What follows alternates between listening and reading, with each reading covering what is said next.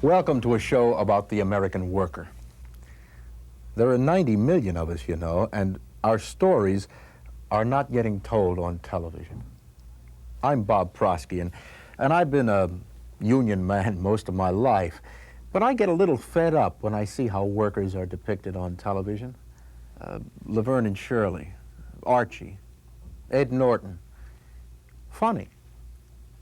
Maybe. But I'd like to see some shows about some real-life working men and women for a change. Every day, we're fighting for what we believe in and standing up for what we believe in places all over the country. Yet how many of those stories do you hear about? Not many. Maybe we're not exciting enough or sexy enough or something for the media executives who make all of the decisions. But every once in a while, word does get out. For example, there are 8 women bank tellers in the small town of Willmar, Minnesota, who got tired of being discriminated against, both in promotions and in pay, so they organized themselves. They didn't have a union. We know about the Willmar 8 and their strike because their story was documented by actress and film director Lee Grant. These were not extraordinary people. They were not political people. They were not. They had never had any political involvement before. They hardly even voted before. They were politicized by doing something about something that was unfair. And that's what people respond to. It was the last straw when they hired another man and wanted us to train him for a management position. If we're qualified to train him in, then why aren't we qualified for the job? Or given a chance for the job? We had done this many times in the past. And the men would move right up the ladder to management, and the women were still down at the bottom training everybody that came in. The gentleman involved was hired for reasons having to do with the usual reasons people get hired in a bank like this. Family connections. Leo knew his father knew Leo. Leo? Persh, the president of the bank. You feel that you were qualified to do... Yes, I do.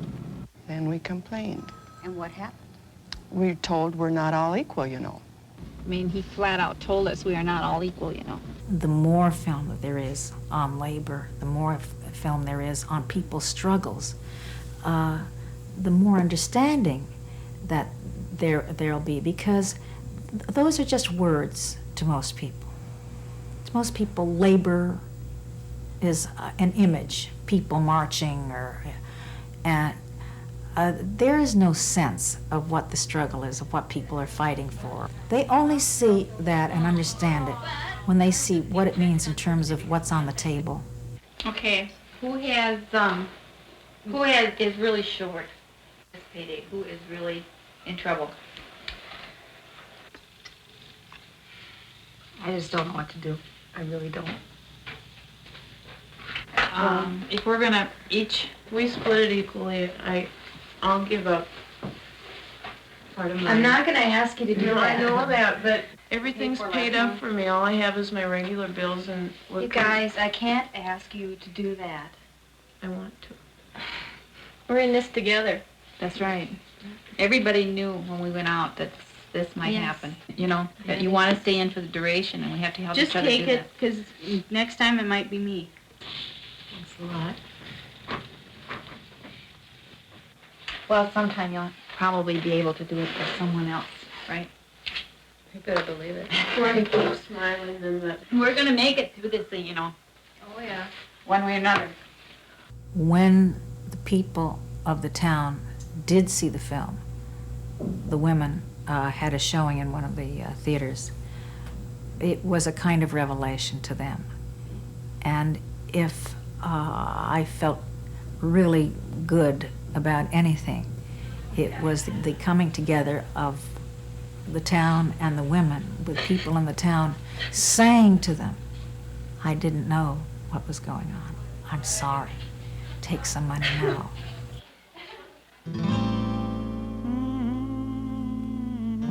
There's been a reawakening of situations in banking. I've gone to another bank in Willmar, and one of the tellers asked me the same thing. Are you gonna win? And I just answered her back with a question. How are your standards here at work? Have they improved since we started this? And she goes, oh yeah. And I said, then we've won. We've won already.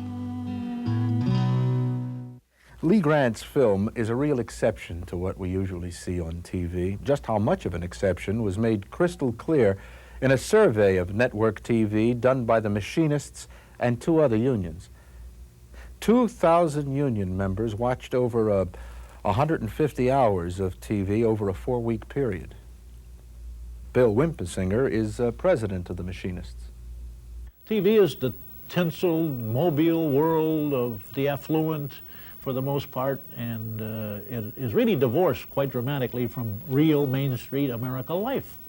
The surveys show conclusively, labor in its portrayal on the tube is less smart, less attractive, more selfish, and more violent than the other cast of characters that come across the screen. I get very, very upset at some of the portrayals that I know are not consistent with real life, that are not consistent with the genuine contributions that labor makes.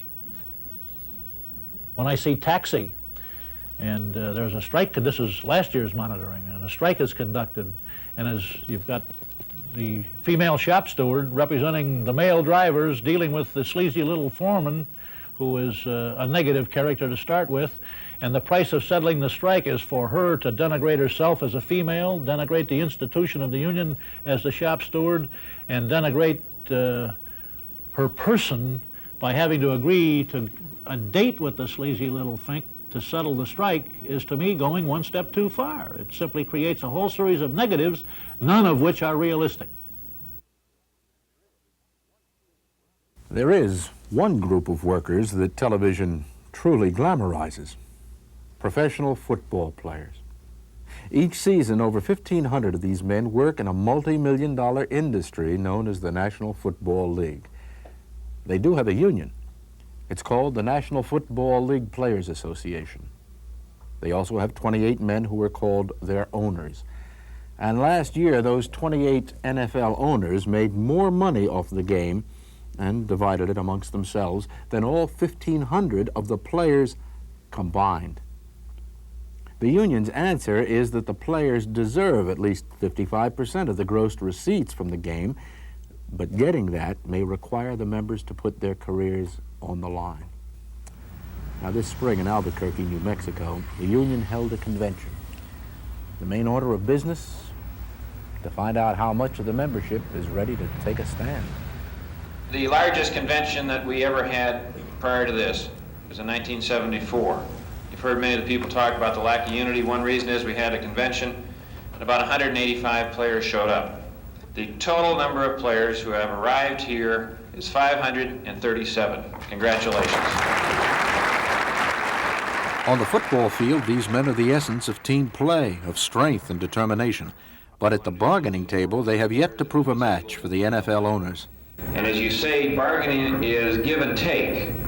But thus far, management is not given, and they've only taken. And what we're saying at the bargaining table is, we're talking money. You can call it percentage of gross, or you can call it something else. But when you look at a $2,130 million television package that was just signed, we want a piece of that. There's a lot of money coming into pro ball. I mean, a heck of a lot of money. And the main primary reason is that you have 1,500 or 1,600 guys who run around out there every weekend and run into each other, and that's what they come to see. So I don't see why these guys shouldn't be compensated some of that money. I mean, it just only seems natural to me. In the game of football, the player is the product. He's the raw materials, he's the product, he's what they put on the field to attract the crowd and get the revenues from the game of football. So therefore, in a sense, the ball player is the game of football. When you come into the league, and this is what we're trying to emphasize to younger guys that are coming in, now it's time that you have the responsibility to yourself, to your family, to make the most of it, because it will come to an end. I mean, that is guaranteed. Unlike other professions, when you work hard and you begin to climb the ladder, there seems to be always somewhere else you can go. This is a profession that ages against you. It's not an asset, it's a liability. The players struck in 1974. It was a failure, and the players seemed determined to learn from their mistakes. I was a scab, and I was making $15,000. And I was walked for 2 weeks, and the coach came and said, listen, we're going to cut you if you don't come in. We got a guy there that can take your job. Well, I went in. I crossed the line, and I went in, and I was embarrassed. Especially when I got in there, I found out the guy had 2 left feet and couldn't even walk. And so I was embarrassed, especially when my teammates came back in. But we had no unity. We had guys that didn't know what the union was about.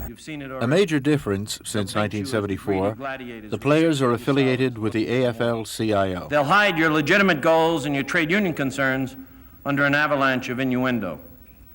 They'd be the first to say that when the auto workers and others settle for less in a depressed industry, that's very good. But for some reason, while they understand we should have less of a small pie, they don't understand why you should have more of a bigger pie. And that's what you have to explain to them. You're going to be prepared to do that. I'm here to tell you the AFL-CIO is going to be prepared to help you.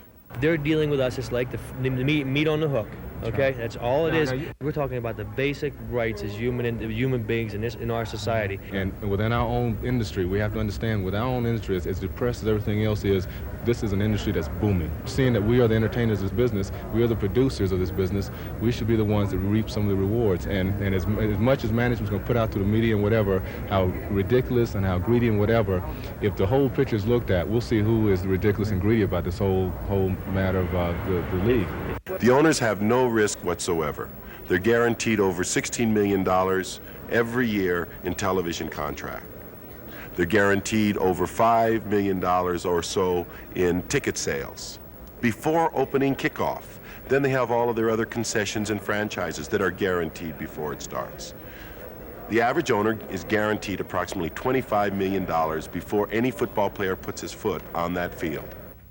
From the Pop Warner Leagues on the way up, it was authoritarian, it was control from the top. And secondly, they get you not only by authoritarianism, you know what they think of you as? And I heard it at the bargaining table, the way they talked about you. Excuse the word, they think you as prostitutes. They think you as prostitutes. Why? Because you sell your body to them. But there's something unique. They don't even think you're prostitutes. They think you're worse because they think they got your heart and your soul. You love football. And the owners think they got you that way.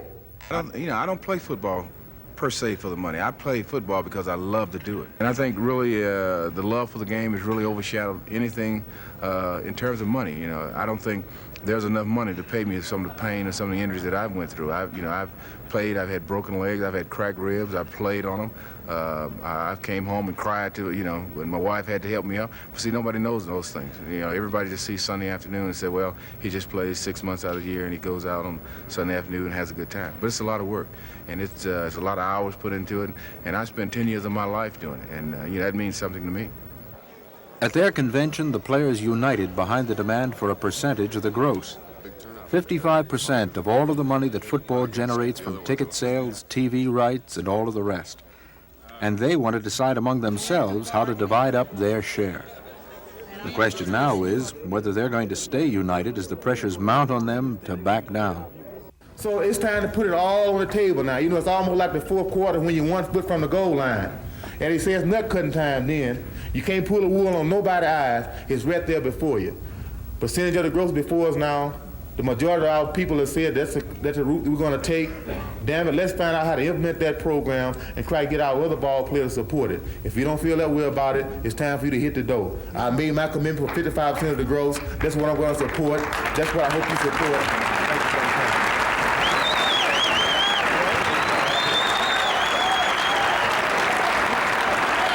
It's a brand new ball game in '82. We're organized and we know what to do. We got the bill with the NFLPA, and if the owners won't sign, then we won't play.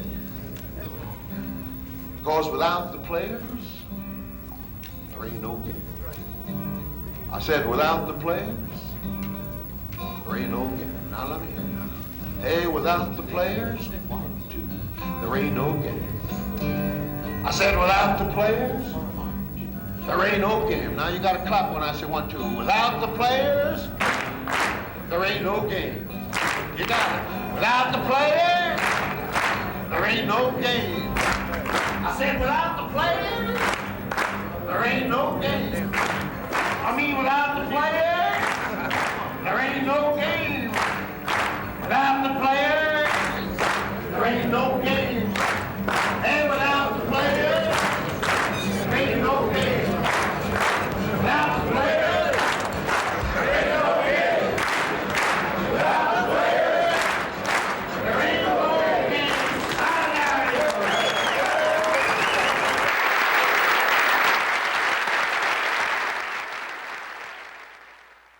The view of nurses, like the view of many workers, is a stereotype, stuck in time. The stereotype is nurses do women's work. They're handmaidens to doctors, most of whom are men. The reality, of course, is that nurses are skilled professionals. Their training is exacting. Their responsibilities are growing. But they're paid according to stereotype. Only $16,000 a year on average. Now, that's way below what comparable professionals make. And critical shortages of staff and supplies in hospitals across the country prevent them from providing the care that patients need, that the nurses are trained to provide, and that they want to provide. So, nurses are beginning to protest. Florence Nightingale is taken to the streets. The union makes us strong. Solidarity forever. The longest nurses' strike in history was the 570-day walkout by registered nurses at Ashtabula General Hospital in Ohio. Wages were an issue, but another demand was for a voice in the hospital decisions about patient care. We were to do as we were told and not complain about our added responsibilities. Do the best you can, and above all, don't think. Don't think was an actual quote from one of the doctors to a head nurse. In spite of that advice, nurses in Ashtabula did plenty of thinking. They took the step, they organized, and they joined the Ohio Nurses Association. Within 3 weeks, we had signed Ohio Nurses Association applications with checks to ONA from over 80% of all the Ashtabula general nurses. We are told that it was the fastest organization in history. We support the ONA! In 18 months on the picket line, the Ashtabula nurses didn't break ranks. They learned to stand up to a stubborn management, as well as scab nurses. If you care about your patients, you'll honor this strike. That's the point. Nurses have a right to organize, and nurses have a right to give good patient care, and you can't do it when you're overworked and underpaid. You can't scare me, I'm a union nurse now. Although the Ashtabula nurses finally won higher pay and more control over their jobs, only 17% of the 1,400,000 nurses are organized. Nurses Network is an independent nurses organization. We put out a newsletter 4 times a year. Most nurses still find it difficult to see themselves as workers, but groups like the Nurses Network in New York are trying to help nurses make that transition from isolated professionals to trade unionists. What is included in this? Well, this particular issue of the newsletter deals with especially the problems we face as women workers. You know, our salaries are very low. We have very little input into what really happens in the hospital, even though we're kind of the backbone of the hospital in a lot of ways. Kind of. You feel like that sometimes? We are. But the major thing is that the patient that's losing out. The supervisors and all, I think that we're complaining for ourselves and that maybe we're getting burnout and that's what we're complaining for. No, the people who really lose out are the patients. So, and that's very hard to live with as a nurse. Well, that's one of the reasons we first came together, is that all of us were like at that very frustrated level. And we said, you know, if we stay there, we're just going to leave nursing. And you go home, you're frustrated because you had to do the best job that you could, but really not the job. Well, I hope you read it. And, I will. You know, if you want to, we do have meetings in the New York area. It's hard for us to understand sometimes as nurses that it's not only the problem isn't only in nursing. I mean, the problem is the whole healthcare system. And it's hard to remember that because when we're working every day, you know, we feel the hard work. I mean, I know sometimes I worked on a medical surgical unit, and I used to feel like a bricklayer because we work so hard. Hi. I'm sorry I'm late. I had to stay late. Oh, you just got out? Yeah, I had to orientate a new nurse. It was her first night in my unit, and she was going to be all alone tonight. You know, we're working the 12 hours, and everybody's leaving. Like tonight, I've been in the ICUs there for about 1.5 years, and I was the senior nurse tonight in the 3 medical units. I was been there longer than anybody else. Sometimes I can't even believe how bad it is. When I was working at per diem at Metropolitan, do you know there were no bandages on the floor? There was not a clean bandage, so you couldn't even change people's dressings. That amazed me more, I think, you know. And I know that I was only working per diem, so it was a very different situation for me than people who've worked staff. I mean, you've worked staff up at city hospitals.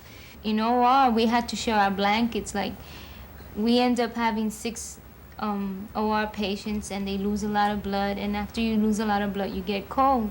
So we're running around taking a blanket from one patient, and the patient will be wondering, what are you doing? And, you know, we need, but since I had to use priority, okay, she had it about an hour already, and this one just came out, so this one needs it now. And then the patients begin to develop an attitude like, I'm not going to get cared for here. And they don't get well, you know, because none of the conditions exist where they could get well. You know, even when the organizing drives first started, we were able to have forums on organizing. Nurses have no experience with unions. I mean, that's like a foreign word to them. When we talk so much about organizing in our discussions, and it always kind of tickles me because I keep thinking about like what happens when you're working on the floor and you go to your supervisor and you say, I just can't get this work done. And they tell you, well, you just have to be more organized. They always tell you that over and over. They say that to you. And, you know, it's kind of like I keep thinking maybe nurses are finally getting that message from our supervisors. We've got to be more organized. And as nurses organize across the country, they use their new power to protest. At Harlem Hospital Center in New York City, nurses walked out. Too little staff and too few supplies to do the job. In San Jose, California, nurses say they're on the front line of hospital health care, but at the back of the line when it comes to pay. Nurses are the largest unorganized group of skilled workers in the country, but increasingly they are joining trade unions that represent all of the hospital workers. In the New York area, some nurses joined District 1199 of the National Union of Hospital and Healthcare Employees. We were the first RNs to ever strike for a union, which was such a naughty, terrible thing to do. I mean, it was so offensive, you know, to everybody else but us. God, it felt so good to walk that picket line and tell them what we really wanted, and tell them what we really thought and how we really felt about what was going on in that institution. Hey, what do you say? At Manhasset Hospital on Long Island, the nurses voted to join 1199. When management refused to recognize the union, they went on strike, asking workers in other unions to honor their picket line.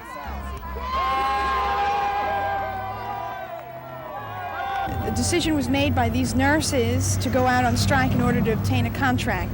The nurses won an election here October 1st, and there has been not one negotiating session. Subsequent to the nurses making that decision, every other member of our union had a vote, and they've decided to go out in sympathy and support these nurses. So this strike really involves almost 2,500 members. I just came from LIJ and Hillside. Almost all the workers there are out, hundreds of them. They got all the entrances covered. It's really nice. Very strong strike in support of you over there. We're out to support and help our nurses because we're fed up with seeing what's going on inside. That's all it is. We're fed up with what's going on inside. We are so understaffed. We want more staffing. 1199 will give that to us. They have enough power to tell them to hire. For so long, we have been counting on nursing administration, hospital administration, and the physicians to take care of the nurses, and that just doesn't happen. When nurses have strength, it's with the other employees. Those are our allies.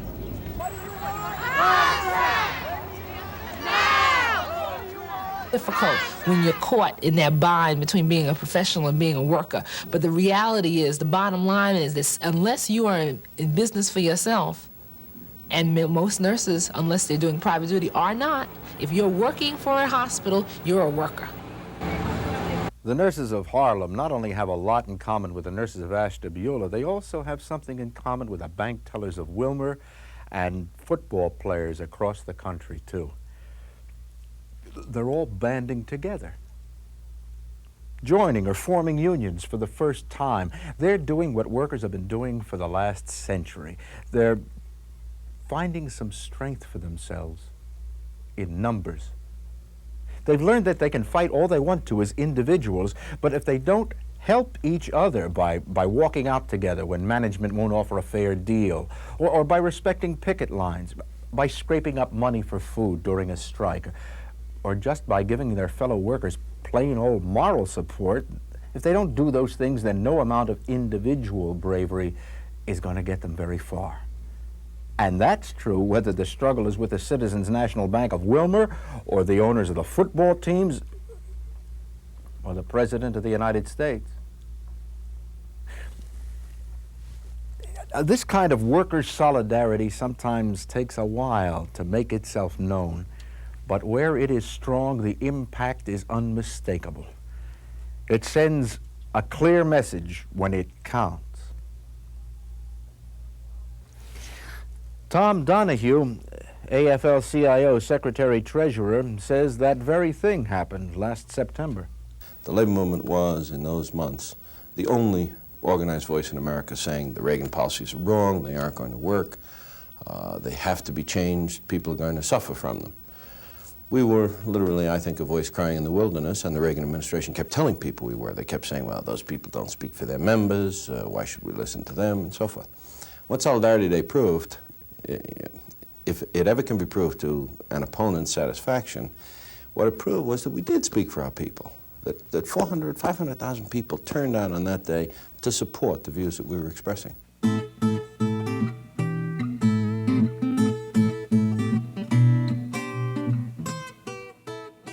One voice joined with two more, in chorus with a dozen. One union marched with the next. On that day, we were what we struggled to be, together, greater than ourselves. You are the people that do the work of America. You run its factories and its offices. You work its farms. You transport its produce. You maintain its buildings. You teach its children. You nurse its sick. You clean its streets. And you fight in its defense.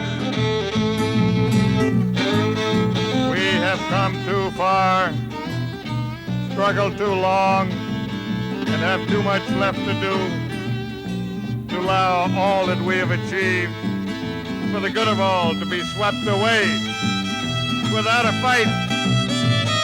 We're here today to reaffirm the great goals that have drawn us together in solidarity for 100 years. Behold your numbers. As far as the eye can see,